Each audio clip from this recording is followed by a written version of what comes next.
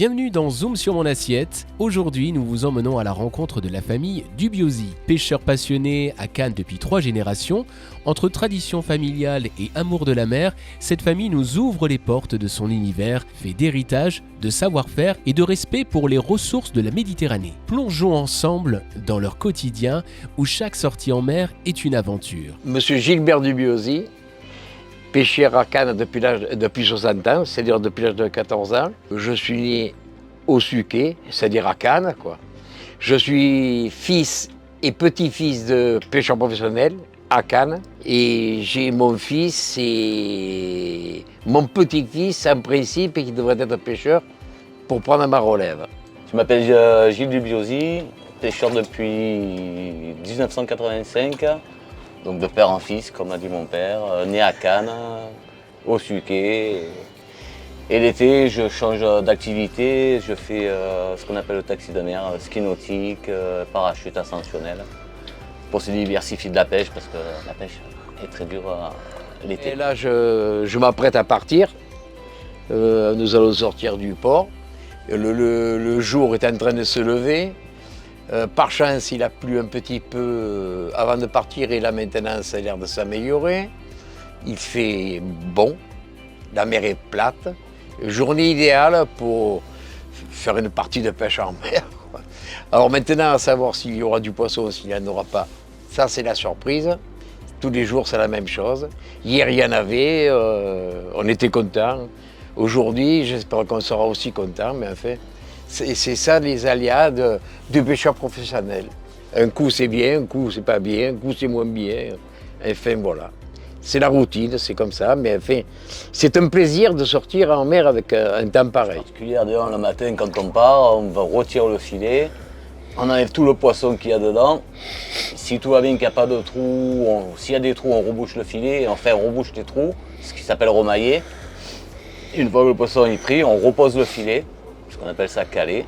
On rentre au marché, j'amène le poisson sous le marché et ma mère vend le poisson pour nous.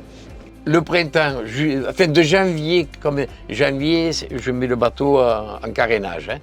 Mais après février, mars, avril, le temps du printemps, donc je vais sur les îles, soupe de poisson, rouget, voilà, chapon, petit chapon. Et puis ensuite, arrivé au mois de mai, il y a le passage de dorade, donc je vais à la dorade. Et puis de la bonite aussi, il y a un petit peu. Et donc après l'été, automatiquement, vu le trafic, je reste dans des zones un peu plus isolées, surtout les îles à éviter, parce qu'il y a trop de trafic. Or, je vais soit vers la plage du Midi, c'est-à-dire de Cannes à Mandelieu, ou vers le Trias, un peu par là.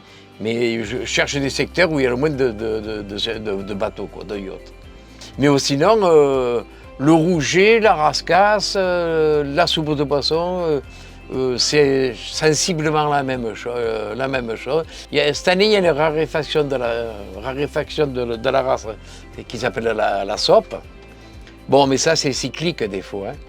Mais enfin, voilà, le plus gros manque, c'est le maquereau, la sardine et l'anchois. Ben ouais, effectivement, ouais. Même qu'on a la détaxe, oui, surtout moi, là. Il aime, lui, hein. C'est quand même un moteur assez important pour bouger un bateau comme ça. Et donc, c'est vrai que, bon, aussi, je m'aventure moins. Des fois, je dis, tiens, je ne prends plus rien là. Je vais un peu aller ailleurs, naviguer un peu plus. Ça, j'évite de le faire maintenant. Parce que faire des allers-retours, ça va vite. Hein. Et après, je vais essayer de poser les filets un peu plus près. Parce que c'est vrai que quand on fait le plein, ça arrache le portefeuille. Hein. Ceux qui veulent vraiment travailler avec du bon poisson, ils viennent, ça crée une ambiance. Le matin, je me rappelle, je ne peux pas citer de nom parce que ça ferait... je risque d'en oublier, mais il y avait quelques restaurateurs qui arrivaient du Cap d'Antibes, tout ça, et qui venaient, mais on buvait le café ensemble, on marchandait le poisson, oh, tu vas pas me laisser ça, oh, prends-moi-le. Mais c'était un truc de marché. Voilà. Alors, je suis content quand les restaurateurs, ils viennent, ils se déplacent, on voit qu'ils ont l'amour du métier, ils choisissent leur poisson au moins. Moi, je leur livre, je peux leur livrer ce que je veux, hein. Vous comprenez? Là, au moins, ils cherchent, ils farfouillent, ils regardent. Tiens, celui-là, il a les yeux bleus, je le prends. Enfin, je plaisante, mais en gros, c'est ça, quoi. Ben, les clients, ce qu'ils recherchent, c'est bon, la qualité, la fraîcheur. Ils aiment bien surtout quand c'est vivant. Là, en ce moment, vous avez la période des dorades royales. On a une clientèle un peu fidèle, c'est vrai. Mais on a beaucoup aussi des gens de passage. Voilà, nous avons un nouveau débouché qui s'appelle La Petite Fabrique, qui a été monté en commun avec le comité local des pêches d'ici, qui est représenté par Céline, et en accord avec la prud'homme de pêche de Cannes, ce qui a permis de monter une fabrique pour avoir un débouché sur le poisson quand il y a une surpêche, tout ça. Et la petite fabrique se situe à Puget-sur-Argent. Voilà, dans un groupement de paysans qui ont bien voulu nous prêter une partie du local. Et on a fait tout. Ils ont tout construit dedans, tout est neuf, tout ça. Et ça devrait pas tarder à commencer. Disons, pour l'instant, au début, ça sera fait sur place. Le temps que tout se mette en place et le temps de trouver un endroit pour pouvoir vendre les produits en boutique, on ne sait pas encore. Tout ça, c'est un projet qui va se tenir.